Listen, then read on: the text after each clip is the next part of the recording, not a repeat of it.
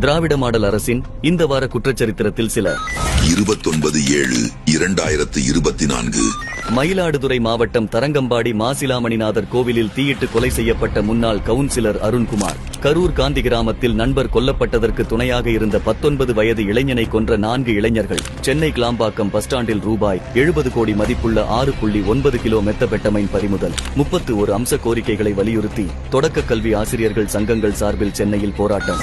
1/8/2024 வேலூர் அரசு மருத்துவமனையில் பச்சிளம் குழந்தையை தாயிடமிருந்து கடத்திச் சென்ற பெண் உட்பட 4 பேர் கைது.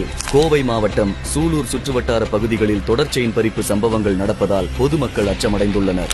திருப்பூர் மாநகராட்சி நஞ்சப்பா அரசு ஆண்கள் மேல்நிலைப் பள்ளியில் உள்ள பொதுக் கழிப்பிடத்தில் தங்கி உணவு சமைத்து சாப்பிட்டு பணி செய்த வடமாநில தொழிலாளிகள்.